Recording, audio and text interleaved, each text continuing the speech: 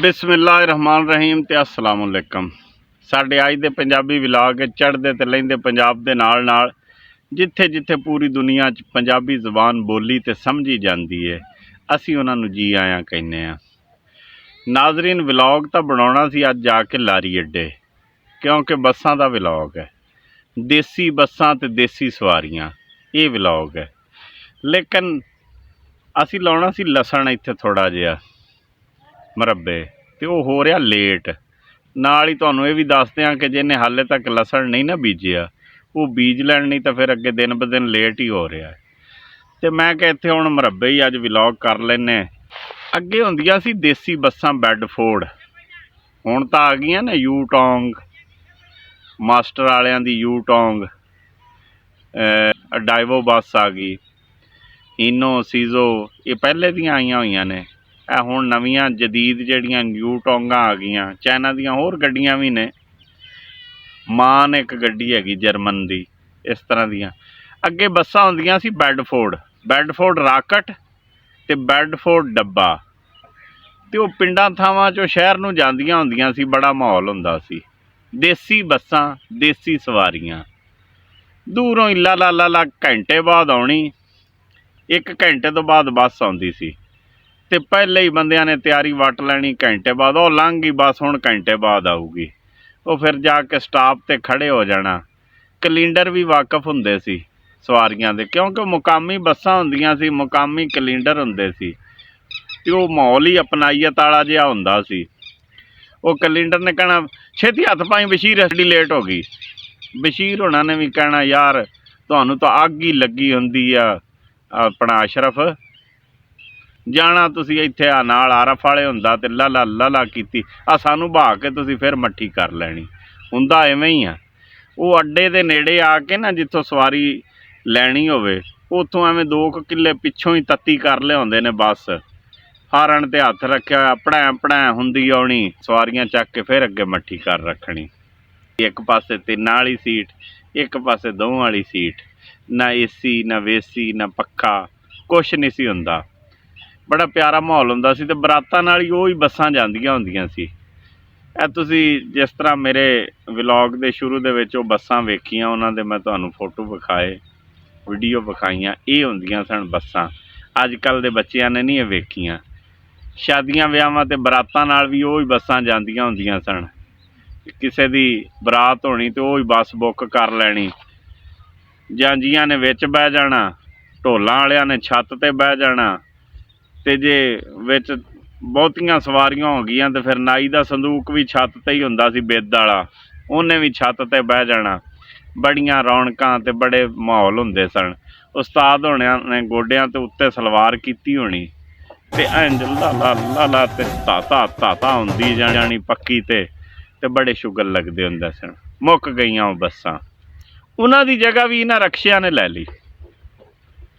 आ चिंग ची आ सिर पीड़ा ने जगह लै ली, नहीं तो वो अपना एक माहौल हुंदा सी बस दा। खत्म हो गई कहानी वो बसां वाली दी।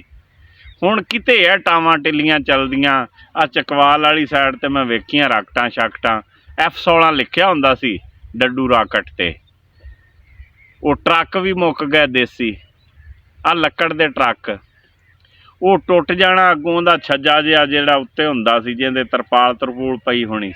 माड़े बंदे हुंदे सी उहदे मालक, वो उवें ही लई फिरदे रहिंदे हुंदे सी टुटे भज्जे नूं। कई तां ट्रक भी इदां दे हुंदे सी, पक्की ते जा रहे हुंदे सी, ते उहनां दियां पिछों जिहड़ियां कंधां जिहियां ने ऐ करदियां जाणियां, ते हिस्से दी भी आवाज़ आउणी, हिस्सा भी नहीं सी पवा सकदे हुंदे। वो अपना रोड दा एक संघार हुंदा सी ट्रक, जिथों लंघ जाना, हाले मील पिछे आ रहा तो उनकी आवाज़ आउणी शुरू हो जाती सी, ते लंघ के ते मील अगांह भी चले जाना तो उनकी आवाज़ फिर आउंदी रहनी। क्या बात है ट्रक दी, बैडफोर्ड ट्रक। मुक गईयां गल्लां। आउण वाले वक्त ही तुसीं वेखना, आ बंदियां ने उड्डना शुरू कर देना।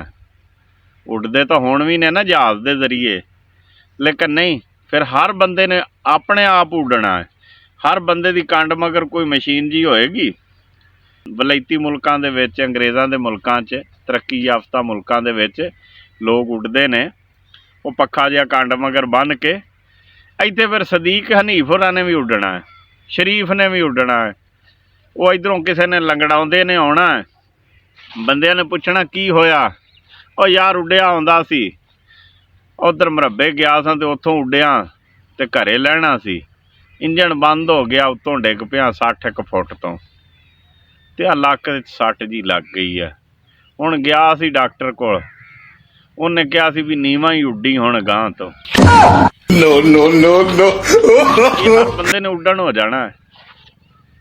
ਇੱਥੇ ਅਸੀਂ ਰਹਿਣਾ ਨਹੀਂ ਇਸ ਦੁਨੀਆ ਤੇ, ਪਤਾ ਨਹੀਂ ਕਿੱਦਾਂ ਦੀ ਦੁਨੀਆ ਬਣ ਜਾਣੀ, ਕੀ ਡਰਾਮੇ ਬਣਨੇ ਨੇ। ਉਹ ਦੇਸੀ ਵੇਲਾ, ਉਹ ਘੋੜੀਆਂ ਦਾ ਵੇਲਾ, ਉਹ ਘੋੜੀਆਂ 'ਤੇ ਆਉਣਾ ਜਾਣਾ, ਊਠਾਂ 'ਤੇ ਆਉਣਾ ਜਾਂਦਾ। ਕਦੀ ਸੁਣਿਆ ਸੀ ਟੀ ਵੀ 'ਤੇ ਜਾਂ ਅਖਬਾਰ ਵਿੱਚ? ਉਦੋਂ ਟੀ ਵੀ ਅਖਬਾਰ ਹੀ ਨਹੀਂ ਸੀ ਹੁੰਦਾ। ਵੈਸੇ ਕਦੀ ਕਿਸੇ ਨੇ ਸੁਣਿਆ ਸੀ कि आज घोड़ी में घोड़ी टकरा गई और 13 अफराद ਜ਼ਖਮੀ ਹੋ ਗਏ, 2 ਹਲਾਕ ਹੋ ਗਏ? ਨਹੀਂ, ਘੋੜੀਆਂ ਦੇ ਐਕਸੀਡੈਂਟ ਹੀ ਨਹੀਂ ਸੀ ਹੁੰਦੇ ਭਾਜੀ, ਨਾ ਊਠਾਂ ਦੇ ਐਕਸੀਡੈਂਟ ਹੁੰਦੇ ਸੀ, ਨਾ ਖੋਤੀਆਂ ਦੇ ਐਕਸੀਡੈਂਟ ਹੁੰਦੇ ਸੀ। ਹੁਣ ਇਹ ਜਦੀਦ ਦੌਰ ਦੇ ਜ਼ਰੂਰਤ ਹੈ ਸਾਡੀ। ਆ ਸਾਡੇ ਇੱਥੇ ਨਾ ਨੇੜੇ ਬੂਰੇ ਵਾਲੇ ਤੋਂ ਹਾਜੀ ਸ਼ੇਰ ਨੂੰ ਬੱਸਾਂ ਜਾਂਦੀਆਂ ਸਨ, तो 7ਵਾਂ ਮੀਲ ਰਾਹ 'ਚ ਇੱਕ ਸਟਾਪ ਹੈਗਾ। ਉਹ 7ਵੇਂ ਮੀਲ 'ਤੇ ਨਾ ਬੱਸ ਦਾ ਗੇਅਰ ਫਸ ਗਿਆ। ਉਹ ਡਰਾਈਵਰ ਤਰਲਾ ਸ਼ਰਲਾ ਲੈਂਦਾ ਰਿਹਾ ਵੀ ਮੈਂ ਕਿਵੇਂ ਗੇਅਰ ਕੱਢਾਂ, ਉਹ ਨਾ ਨਿਕਲਿਆ। ਉਹਨੇ ਕਲਿੰਡਰ ਨੂੰ ਘੱਲਿਆ, ਜਾ ਉੱਥੋਂ ਰੈਂਚ ਫੜ ਕੇ ਲਿਆ, ਟਾਪੀ ਖੋਲੀਏ ਅਤੇ ਗੇਅਰ ਕੱਢੀਏ। ਉਹ ਟਾਪੀ ਇੱਕ ਹੁੰਦੀ ਹੈ ਗੇਅਰ ਦੇ ਉੱਤੇ, ਉਹਨੂੰ ਖੋਲ੍ਹਿਆ ਜਾਵੇ ਅਤੇ ਵਿੱਚ ਫਿਰ ਕੋਈ ਰਾੜ ਛਾੜ ਪਾ ਕੇ ਤੋਂ ਗਰਾਰੀ ਨੂੰ ਅੱਗੇ ਪਿੱਛੇ ਕਰੀਏ ਤਾਂ ਗੇਅਰ ਨਿਕਲ ਜਾਂਦਾ। ਡਰਾਈਵਰ ਤੋਂ ਪਿਛਲੀ ਸੀਟ 'ਤੇ ਇੱਕ ਬਾਬਾ ਬੈਠਾ ਸੀ। ਉਹ ਵੇਂਦਾ ਰਿਹਾ ਵੀ ਇਹ ਇਹਨੂੰ ਅਗਾਂਹ ਪਿਛਾਂਹ ਕਰਦਾ, ਪਤਾ ਨਹੀਂ ਇਹਨੂੰ ਕੀ ਕਰਦਾ। ਉਹ ਜਦੋਂ ਕਲਿੰਡਰ ਗਿਆ ਨਾ ਰੈਂਚ ਲੈਣ, ਤੇ ਉਹ ਮੁੜਿਆ ਨਾ, ਤੇ ਡਰਾਈਵਰ ਵੀ ਉਹਦੇ ਮਗਰ ਚਲਾ ਗਿਆ। ਉਹ ਬਾਬੇ ਨੇ ਨਾਲ ਦੇ ਨੂੰ ਪੁੱਛਿਆ ਵੀ ਕੀ ਮਸਲਾ ਹੈ। ਉਹ ਕੋਈ ਮੁੰਡਾ ਬੈਠਾ ਸੀ, ਉਹਨੇ ਕਿਹਾ ਬਾਬਾ ਗੇਅਰ ਫਸ ਗਿਆ, ਗੇਅਰ ਕੱਢਦੇ ਨੇ, ਗੇਅਰ ਨਿਕਲੂਗਾ ਤੇ ਫਿਰ ਇਹ ਟੁਰਨਗੇ। ਬਾਬਾ ਉੱਠਿਆ, ਉਹਨੇ 2 ਹਬੱਕੇ ਮਾਰੇ ਅਗਾਂਹ ਪਿਛਾਂਹ। ਬੈਡਫੋਰਡ ਦਾ ਉਹ ਗੇਅਰ ਸੀ, ਉਹ ਡੱਬੇ ਦਾ, ਉਹ ਮੋੜਵਾਂ ਜਿਹਾ ਗੇਅਰ ਹੁੰਦਾ, ਥੱਲੇ ਚਿੜੀ ਟੁੱਟ ਗਈ। ਉਹ ਲੀਵਰ ਪੱਟ ਕੇ ਨਾ ਬਾਬੇ ਨੇ ਬਾਹਰ ਸਿੱਟਤਾ, ਕਹਿੰਦਾ ਖੁਰਾਕਾਂ ਖਾਧੀ ਫਿਰਦੇ ਨੇ। ਆ ਪੱਟਿਆ ਪਿਆ। ਉਹ ਡਰਾਈਵਰ ਆਇਆ ਤੇ ਉਹਨੇ ਵੇਖਿਆ ਲੀਵਰ ਹੀ ਕੋਈ ਨਾ। ਸਵਾਰੀਆਂ ਨੂੰ ਦੱਸਿਆ ਬਾਬੇ ਨੇ ਪੱਟ ਤੇ। ਉਹਨੇ ਕਿਹਾ ਖੁਰਾਕਾਂ ਖਾਧੀ, ਘੰਟਾ ਤੂੰ ਲਾਇਆ, ਤੇਰੇ ਕੋਈ ਪੱਟਿਆ ਨਹੀਂ ਗਿਆ।